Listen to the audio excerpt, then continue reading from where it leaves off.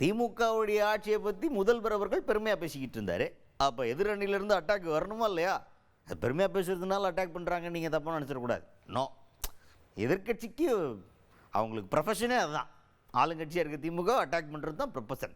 அதுக்கு வேறு தேர்தல் பிரச்சாரம்லாம் ஒன்று ஆரம்பித்து பரபரப்பாக போயிட்டுருக்கு அதிமுக தரப்பில். ஒருத்தர் இன்றைக்கி அதிமுக தரப்புல இருந்து பயங்கரமான அட்டாக்கை போட்டிருக்காரு. யார் அவர்? எதிர்கட்சி தலைவர் எடப்பாடி பழனிசாமி அவர்கள். அவர் தான் பிரச்சாரத்தில் வேனில் நின்று பேசுகிறாரா? அந்த மாதிரி பேசும்போது பாயிண்ட் என்ன சொல்கிறார் அப்படின்னா, என்னம்மா திமுக 50 மாதம் வந்து ஆட்சி பண்ணிட்டாங்கலாம் பேசிக்கிட்டு இருக்காங்களே, என்ன ஆட்சி பண்ணிட்டாங்க, என்ன நல்லது பண்ணிட்டாங்க? ஒன்றுமே பண்ணல அப்படின்ற குற்றச்சாட்டை ஆரம்ப அட்டாக்கா வச்சிருக்கிறார் எடப்பாடி பழனிசாமி அவர்கள். இந்த ஆட்சிக்கு வந்து 50 மாத காலம் ஆகிறது. ஸ்டாலின் மாடல் அரசு 50 மாத காலம் ஆகிறது. இந்த 50 மாத காலத்தில் இந்த ஆட்சியில லஞ்ச லாவணியம் தலைவிரித்து ஆடுகிறது. இந்த ஆட்சியுடைய லட்சியம் கலெக்ஷன், கமிஷன், கரெக்ஷன். எந்தெந்த துறையில எவ்வளவு பணம் வருது, அதுதான் திமுக அரசுடைய சாதனை. உதாரணத்துக்கு டாஸ்மாக்ல அமலாக்கத்துறை அவர்கள்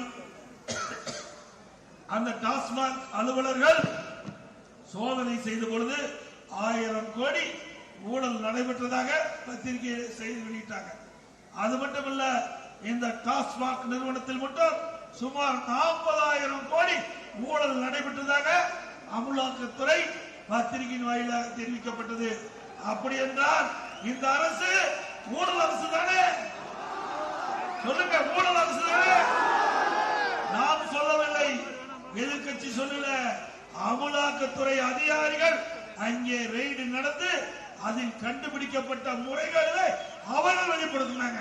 அதுக்கடுத்துதான் தேர்தல் வாக்குறுதிகளை திமுக கொடுத்துருக்காங்களே தவிர அதை நிறைவேற்றல. எல்லாத்துலேயும் ஏமாற்றம். முக்கியமாக எதுலெல்லாம் சொல்கிறாங்க அப்படின்னா, பெட்ரோல் டீசல் விலை கம்மி பண்ணாது, நீட் தேர்வு ரத்து கிடையாது. இந்த 2 பாயிண்ட்டை அடிக்கடி சொல்லிட்டு இருக்காரு. இதெல்லாம் வந்து என்னென்னா ஒன்றும் கிடையாது. இந்த ஊருக்கேற்ற மாதிரி லோக்கலாக இருக்கிற சில பிரச்சனைகளை மட்டும்தான் புதுசாக அட்ரெஸ் பண்ணுறாங்க. ஒவ்வொரு இடத்துலையும் போயிட்டு ஒவ்வொரு ஏரியாவுக்கும் போயிட்டு அந்த இடத்துல இருக்கிற பிரச்சனையை பற்றி அப்பப்போ அட்ரெஸ் பண்ணிக்கிறாங்களே தவிர மற்ற கண்டென்ட்லாம் நீங்கள் ஒரு பிரச்சாரத்தை பார்த்துட்டு விட்டிங்கன்னா போதும். ஒரு பிரச்சாரமே போதும் அதிமுகவுக்கு. ஏன்னா கண்டென்ட் ஒன்றுமே பெருசாக மாற மாட்டேங்குது. ஸ்டார்டிங்லேருந்து டு த எண்ட் வரைக்கும் பெஸ்ட் ஸ்கிரிப்ட் அப்படின்ற லெவலுக்கு பயங்கரமான ஸ்கிரிப்ட் எல்லாம் கொடுத்துருக்குறாங்க. அதை அப்டேட் பண்ணால் நல்லாயிருக்கும். ஏன்னா டெய்லி பார்க்குறோம், சரி ஐயா ஏதோ புதுசாக பேசியிருப்பாருன்னு கேட்குறோம், கர்ன்னு அப்படியே சொருவலுக்கு போயிடுச்சு நம்ம கண்ணெல்லாம். ஏன்னா கேட்ட கண்டென்ட்டை எத்தனை நாள் தான் கேட்டுனுக்குது அப்படின்ற ஃபீல் ஊருக்குள்ளே வருதுன்னு ஊரில் பேசினுக்கிறாங்க. வா, நீட் தேர்வு ரத்து பண்ணாங்க. விருதுநகர்ல புதிய தொழில் பூங்கா அமைக்கப்படுனாங்க. அமைச்சாங்களா? பெட்ரோல் டீசல் விலை குறைக்கிறாங்களா? குறைச்சாங்களா? அப்போ என்ன மார்க் போடலாம்? 10க்கு 0 மார்க் போடலாம். ஒண்ணு கூட கொண்டாடல. இது திமுக தேர்தல் அறிக்கையில குறிப்பிட்டது. இந்த சிவகாசி சட்டமன்ற தொகுதியில இதையெல்லாம் கொண்டு வந்து நிறைவேற்றன்னு சொன்னாங்க. அப்படின்னா பொய் தானே பேசுறாங்க. மக்கள்கிட்ட ஏமாற்றி தானே ஓட்டு வாங்கியிருக்காங்க. அப்ப 10 கோரிக்கையில ஒரு கோரிக்கை கூட நிறைவேற்றல அப்படின்னா என்ன மார்க் கொடுக்கலாம்? 0 மார்க் கொடுக்கலாம். நெக்ஸ்ட், அதிமுக பாஜகவின் அடிமைன்னு சொல்லிட்டு திமுக சொல்லுங்கிறாங்க. யார்? நாங்களா? நாங்கள் எப்போ பாஜகவுக்கு எதிர்த்து பேசணுமோ அப்போ நாங்கள் எதிர்த்து பேசுவோம். எப்போ கிண்டல் பண்ணுமோ அப்போ கிண்டல் பண்ணுவோம். நாங்கள் ஆட்சியில் இருக்கும்போது எத்தனை மருத்துவக் கல்லூரிகளை கொண்டு வந்தோம்? ஒரு கல்லூரி கொண்டு வர முடிஞ்சா திமுக ஆட்சியில்? முடியாது.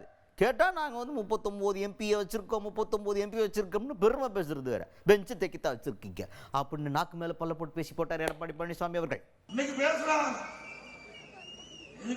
திமுக கூட்டணி அங்க வைக்கிற கட்சிகள் பேசுது. இன்னைக்கு பாரதிய ஜனதாவை எடப்பாடி பழனிசாமி விமர்சனம் செய்கிறாரா அப்படின்னு கேள்வி போட்டிருக்காரு. எப்பொழுது விமர்சனம் செய்ய வேண்டுமோ அப்பொழுது நாங்கள் விமர்சிச்சோம். ஆனால் அதிமுக ஆட்சி இருக்கின்ற வரை பாரதிய ஜனதா கட்சி மத்தியில் ஆட்சி அதிகாரத்தில் இருக்கின்ற பொழுது எதை கேட்குமோ அத்தனையும் கொடுத்தார்கள். ஒரே ஆண்டில் 11 மருத்துவக் கல்லூரி மருத்துவமனை கொடுக்கறதுனா சாதாரண விஷயமா? உன்னாலும் ஒரு கல்லூரி வாங்க முடியலையே. எவ்வளவு எப்ப பார்த்தாலும் திமுக தலைமையில் இருக்கின்ற கூட்டணி 39 நாடாளுமன்ற உறுப்பினர் வெற்றி பெற்றது. எதுக்கு? அங்க போய் பெஞ்ச தேய்ச்சிட்டு இருக்கிறாங்க.